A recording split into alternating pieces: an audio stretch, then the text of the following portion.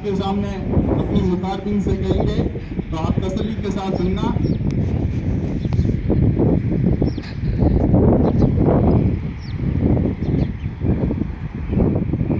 या पुण्य तुषार हार बोला या शुक्र वस्ता या वीणा वर्धन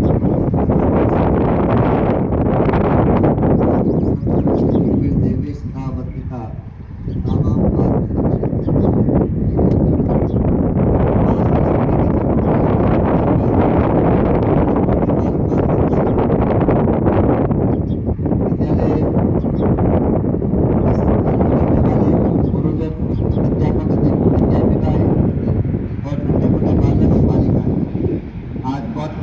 विषय है कि मुझे इस विद्यालय प्रांगण में आकर के और विद्यालय भवन के साथ साथ में यहाँ की व्यवस्था देखने का अवसर मिला और साथ ही साथ में आप अपने भारत के भविष्य है विद्यार्थी बालक बालिकाएं जो बड़ी लगन के साथ में अपने जीवन के लिए नहीं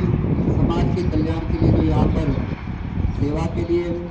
प्रवेश किए हैं, ज्ञान के लिए प्रवेश किए, सेवा के लिए प्रस्थान करने की भावना लेकर जो आए हैं, आप सभी का उज्ज्वल भविष्य हो, आपका एक लक्ष्य निर्धारित होकर के अध्ययन हो, जिससे जैसे अर्जुन को द्रोणाचार्य जी ने बताया था कि अर्जुन तुम्हें लक्ष्य भेदन में क्या दिखाई देता है, बाकी सारे जितने वहाँ पर गुरुजनों के सामने जितने भी वो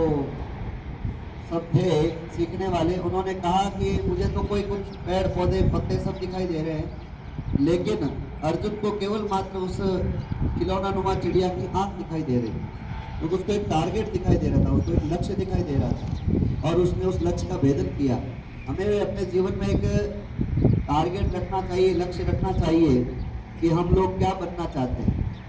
डॉक्टर्स बनना अच्छी बात है, इंजीनियर्स बनना अच्छी बात है, गुरुजन बनना अच्छी बात है, अच्छा शारीरिक शिक्षक बनना भी अच्छी बात है, लेकिन इन सब के पीछे हमारा एक उद्देश्य होना चाहिए, समाज की सेवा। जो भी हम बने, लेकिन उसके साथ साथ में हम समाज की सेवा में लगे, हमारे द्वारा समाज की सेवा हो, मानव की सेवा हो। इस पृथ्वी पर हमारे द्वारा किसी प्रकार का कोई जो ग्लोबल वार्मिंग अभी हो रही है, पर्यावरण परिवर्तन जो हो रहा है, उसमें हम उसके रोकथाम के लिए सहभागी कैसे बने, ये सारी चीज़ें आगे जाकर के भविष्य में हमारे लिए बहुत ज़रूरी है। इन विद्यालयों के माध्यम से शिक्षा के साथ साथ में संस्कार जो आपको सिखाया जा रहा है, उन संस्कारों के साथ में हम लोगों को शिक्षा को अर्जित करना है, क्योंकि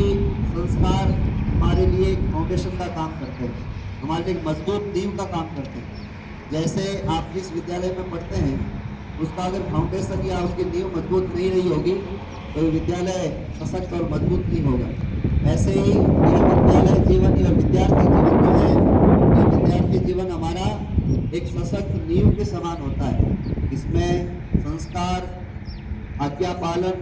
गुरुजनों और बड़ों की आज्ञा का पालन और एक लक्ष्य हमारा केवल अध्ययन का। अभी मोबाइल का युग है, विद्यार्थी जो 11th-12th के 10th के बच्चे हैं, हो सकता है आजकल की टेक्नोलॉजी को सीखने के लिए, मोबाइल का उपयोग करने के लिए, मोबाइल के लिए वो दौड़ते होंगे, लेकिन उसका उपयोग और दुरुपयोग इसका जब तक ज्ञान नहीं होगा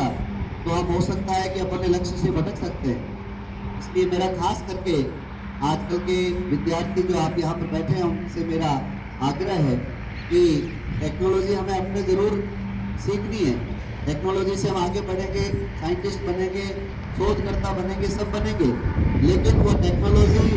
अगर हमारे ज्ञान के अभाव में हम लोग उसको ग्रहण करना प्रारंभ करेंगे तो हमारे लिए उपयोगी ना होकर के हमारे लिए जीवन के पतन का कारक बन सकती है। इसलिए ज़रूरी है, मोबाइल देखना भी ज़रूरी है, लेकिन उसका अध्ययन के क्षेत्र में, शिक्षा के क्षेत्र में हमें उसका उपयोग कैसा करना चाहिए, ये ज्ञान हमें होना चाहिए। अगर हमें ज्ञान नहीं है, इसका ज्ञान हमें गुरुजनों से लेना चाहिए, क्योंकि यह बहुत अभी जो हमारा समय है, इस समय में अगर लापरवाही कर दी, उसका परिणाम पूरे जीवन तक हमें भुगतना पड़ता है। इसलिए बड़ी लगन के साथ में, मेहनत के साथ में 3 मार्च से लगभग बोर्ड की एग्जामिनेशन प्रारंभ हो गए हैं, तारीखें आ गई हैं। अच्छी तैयारी करो, 11th के बच्चे तैयारी करो, प्री बोर्ड के हिसाब से, 9th के बच्चे तैयारी करो, 10th के बोर्ड की तैयारी के हिसाब से, ऐसे एक लगन, गहरी लगन लगा लोगे तो मैं कहता हूँ केवल इस स्कूल का नहीं, इस क्षेत्र का नहीं, राजस्थान और पूरे भारत का नाम ये विद्यालय कर सकता है। ऐसी अपेक्षा मुझे इस विद्यालय से है। आप इतनी बढ़िया तैयारी करो कि आपके गुरुजन, आपके गार्जियन, ये सारे मन में प्रसन्न हो, उनको गौरव महसूस हो कि हमारी संतान, हमारे शिष्य ऐसे हैं जिन्होंने हमारे इस विद्यालय का नहीं, इस क्षेत्र का नाम रोशन किया। बहुत बहुत धन्यवाद, बहुत बहुत